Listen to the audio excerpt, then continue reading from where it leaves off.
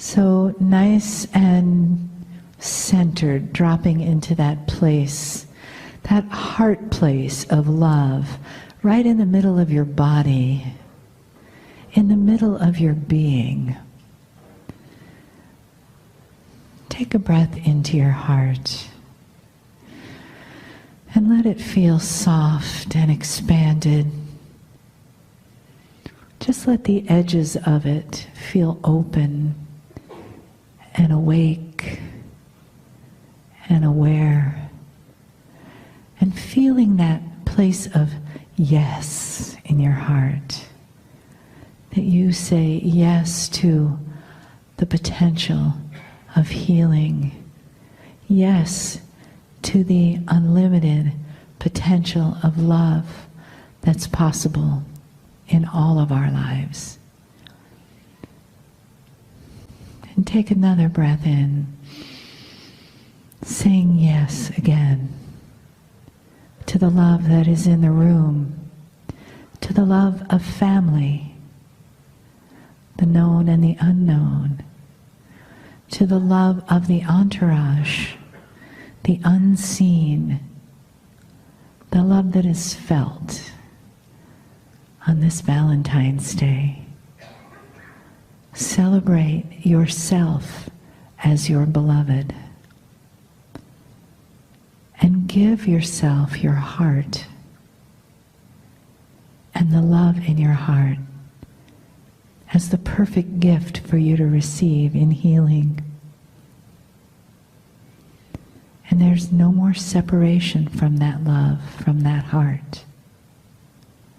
There is you in the now, in the one love of the divine that dwells in you as you.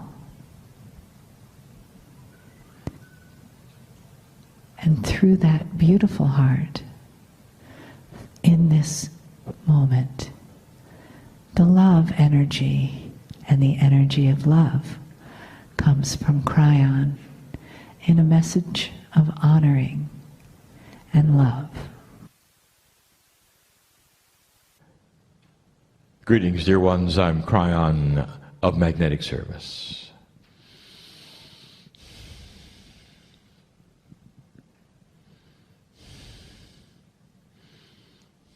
We pause for a moment.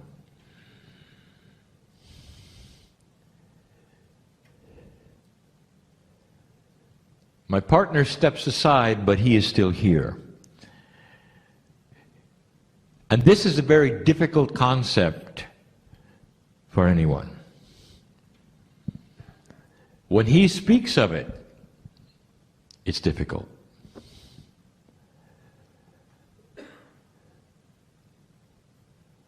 Channeling creates an interesting energy. It often affects things around you.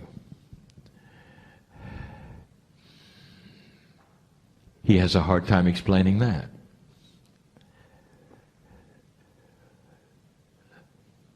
I want to talk about this. I want to talk about linear things.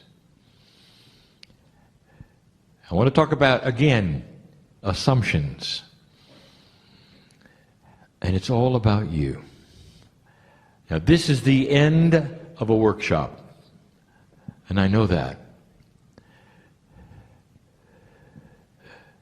I know who is in here, in the building. I know the energies that we are creating together right now. Some of them are strong enough to make batteries fail and alarms to go off. This is what happens with multidimensional things that are outside of linearity. There are energies that you develop that are unexplainable. Now, this goes two ways. It really does. And I really want to speak to you clearly about some things that are assumed to be linear, and they're not. There is teaching that has been given this weekend about so many pieces and parts of the new energy, both of the physical body, of the mind, the consciousness, the planet. And it can be overwhelming, especially for the light worker who is trying to linearize it all. One of the most difficult things for you to conceive of is that relationship that has been talked about all weekend. You have so many names for it. There's the higher self, there's the pineal, there's the innate, there's high consciousness, there's love. And the overwhelming thing about all of these is, as you listen to them, as you have teaching about them, you start to put them in boxes. Let me give you an example. Innate, the smart body for you, is connected to the pineal, and the pineal is connected to the higher self. It involves your intuition, and we have said through affirmations in this new energy are probably one of the strongest things that you can use for self-healing. For situational things, all manner of things. But then you've confused it with God. I want you to get out of the boxes for a moment and listen. Your cellular structure is not working efficiently, and it needs help. Your cellular structure is not God. Now, God is inside you, but the cellular structure is something that is now increasing in efficiency, in communication. Your innate is starting to marry more with your consciousness. I want you to put that aside for a moment. That is one issue. But the love of God, your purpose, your consciousness, your relationship with Spirit, that's a whole nother issue. Don't put them together. There are so many things that you want to put in a little box and then combine it with another little box in order to put another box on top of that box and say, what comes first, what comes second, what comes third? If you do this, what happens over here? And that leads to something. It leads to a life where you are constantly asking the question, am I doing it right? Is it in the right order? Why isn't this happening now? I've done this, but this happened. Those are great questions for a linear creature, but not one who is an old soul on the planet, who is part of everything. Yes, dear ones, there are processes and procedures that you are learning to work with your innate. And that's what this was about today. You've taken pictures of them, you've written them down, and you walk out with some information that is so valuable about you and your cellular structure and your biology at this time in humanity. But dear ones, don't confuse it with the love of God.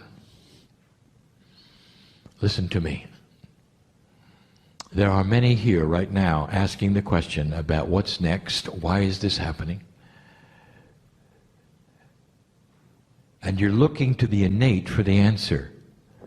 Innate talks to your cellular structure. If you've got a health problem, you'll be talking to innate. But you're also going to talk to the consciousness that's connected to Spirit. Between the two of you, the innate, the consciousness, and that part of you which is the love of God, all of you together are going to create solutions. Not just one. But there's one big one, an assumption I want to talk about right now. It's difficult to even describe where I'm going with this. So many in the room, so many listening, are trying to find out how to get past something. how to get over the wall, perhaps, of fear. Or how to broach something that hasn't happened, and you know it's there, you can feel it's there. And you know how to do it. You come to a place like this, you learn about innate, you learn about the balanced breathing, you learn about all the things that a light worker in this energy is starting to realize that it's a whole body experience. But don't confuse that with the love of God. There are certain hurdles that you're trying to get through. And dear ones, innate cannot help you with that. Innate wants to heal your body.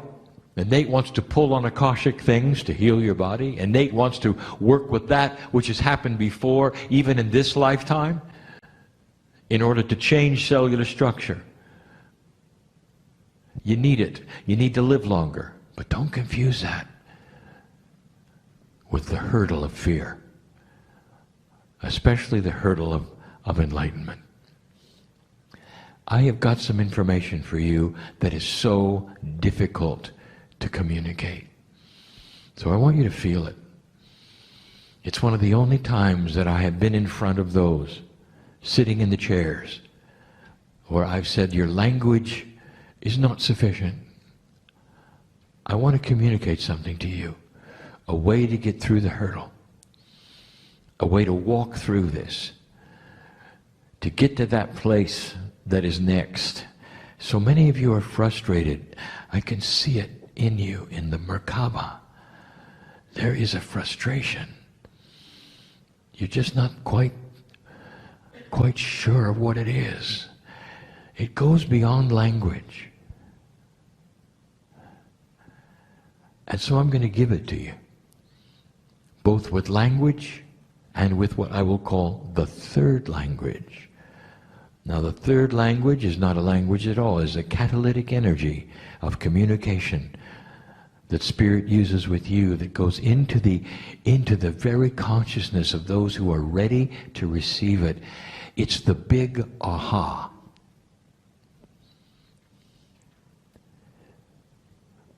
A scientist sits with a puzzle. He knows that it's doable. He's got something to figure out. He's looking for something that's impossible. He's looking for a discovery. He knows it's coming. And he looks at it and he works the puzzle. He tries this and that and this and that. He calls in his colleagues. They work on it together. This and that and this and that. Nowhere is there a solution. Every single time he tries something, it fails. It's interesting, and if you talk to scientists, they will tell you that this is the way of it. They can feel it, that a solution in physics or science or biology is right there in front of them, and no matter what they do, it doesn't show itself. And they look at the logic of it, and they build the little boxes, and they work all of the puzzles. They do the computations. They work the puzzle. Nothing. Nothing. And they retire for the night. The scientist he's tired of computing, turns on the television and watches a movie. Disengages his mind completely with the puzzle, ready to attack it tomorrow. Watching a movie about nothing when suddenly the solution comes. Something is so obvious, of course. Slaps his head, gets out of bed, goes to write it down, does the computations, voila, the solution. What just happened? What happened was the scientist disengaged logic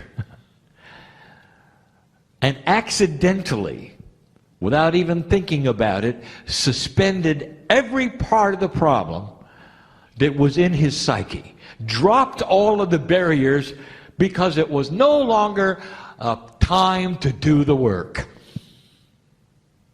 And so the barriers are gone.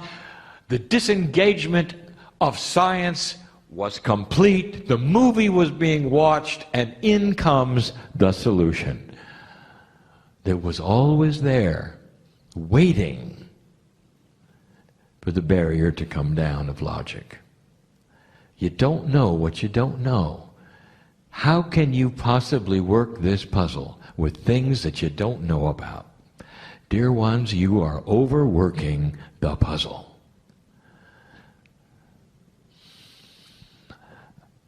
I want you to just suspend your logic for a moment and follow me. The solution to what many of you are asking for lays there right now with your name on it, waiting for you to stop thinking about it. I want you to erase the whole idea of how do I. Because the very English synapse is wrong. How do I is not going to work with a multidimensional human being who is an old soul, who is learning things they don't know yet. You're learning things you don't know yet. So how can you possibly apply your three-dimensional logic to a puzzle that is beyond the logic? It's only when you suspend it and you give up and you say to Spirit, and Nate is over here, I'm working the puzzle, but what about the really big one? What about the fear of moving forward, of going to the next place, of overcoming this or this or this or this, and there's many thises as there are people. It's the spiritual that we're talking about now. It's the relationship and the communication we're talking about to God right now. It's about your life and your lessons and what you're here for. Don't talk to innate right now. I want you to think about this, but not too hard. I want you to imagine, just for a moment, that the barrier that you know is there, keeping you from things, is slowly dissolving through no effort of yours at all, other than the intent to go beyond it. That there is some kind of a mechanism that you don't understand, that you don't know about, that is so powerful, that remembers and recognizes when you suspend belief, drop your logic, and simply allow it to happen. Like the scientist who had it figured out. There was a solution, but no amount of working the puzzle worked. I want you to combine this intent you have with the idea and the belief that there is a greater power of creation who knows your name, knows who you are, and is ready to help you right now. That greater power, and that is the creative source, has been with you all along. But the barrier that has kept you disconnected from it is the very thing you thought would solve it. Your logic, your survival, your smarts as a human being. Can you let it go? Can you just let it go? If you can see that barrier dissolving just for a moment, for no other reason than the fact that you're sitting here and allowing it, I want you to also vision the second thing. And that is the connection of your hand to Spirit coming out of that dissolving barrier and taking the hand of God. And you don't know why, and you can't figure it out. You don't know what's happened, and no idea. But suddenly, it's okay. Fear is a product of intellectualism. Did you hear that? It comes from the brain. The computer that says don't touch the stove because you'll get burned. That's where it comes from. It doesn't come from God. It doesn't come from that which is your intuition. Right out of your brain. And it requires that the human being be able to disengage the very thing that has been their survival forever. You don't have to disengage and walk around without it just for the moment. You got to learn to balance the survival instrument with the heart, with the pineal, letting the trilogy work within you. There are people in this room who have been waiting to hear this who will heal because of it. Did you hear me? Aren't you tired of trying? Could it be this simple? And the answer is it's not simple to drop survival. But it's an elegant solution. When you figure it out and you slap your head and go, wow, all I had to do was let go. I'm talking to those right now who are here sitting in the seats, and there's thousands more who are listening and will listen to the message of who's sitting in the seats. This isn't for the masses. This is for you. I know who you are. Spirit knows who you are. There's a celebration, the fact that you came here to listen to this message, and some will get it and some won't. What you came for today can happen right now if you let go.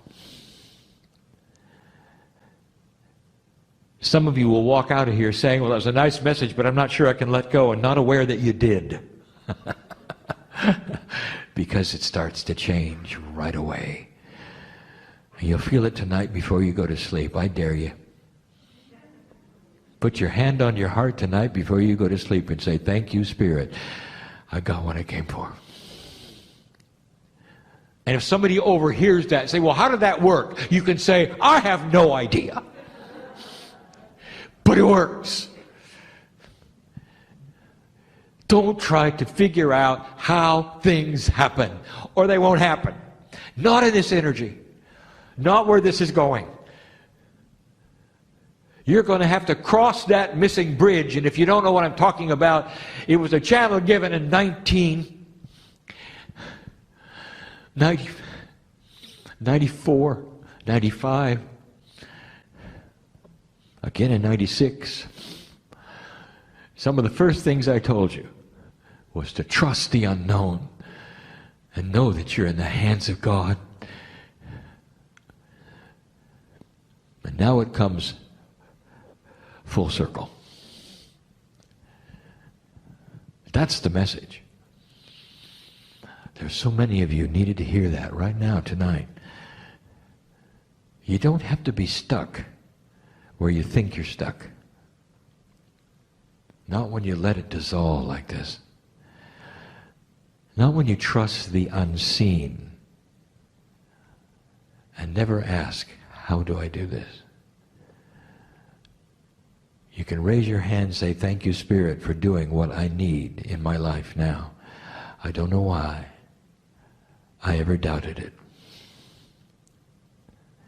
And you walk away, and some of you will say, it's an incompleteness if I don't know how it was accomplished. The more you do this, the less incomplete you will feel. And there'll come a time when you will count on the unseen that makes no sense at all, where you'll be able to drop your survival instrument and ignore your brain, who tells you that this is foolishness, and realize that the brain is in 3D, but you are not. A new integration is upon you. The unseen things come into your life and begin working. And you haven't got a clue why, except that you know you're connected. That's all you have to know. And somebody asks, how did you do this? And you can say, I'm connected. That's how I did it. And you know what the others will say? They won't say, well, I'm not going to do it because I don't understand it. They're going to look at you and say, you did it. And they're going to say, show me how to get connected. And that's what the old soul is here to do. It's a cryptic message, isn't it? And some of you got it through the third language and feel it and know it and are accepting it and are having a change right now. And some of you are going to get it later. I guarantee it. Because we got some stubborn ones here. Not for long. You may have to listen again. And the same language of the three will be available for you then. This is the beauty of working with those who are old souls. There is an accumulation of wisdom, stubborn as it may be, that starts to then make sense with time. I am Kryon giving you the truth this day about an evolving human spirit who is starting to become more multidimensional than ever. It is the beginning. Color is coming to this planet, and the old souls have the crayons. That's no relation to Kryon. But it sounds a lot like it, doesn't it? And so it is.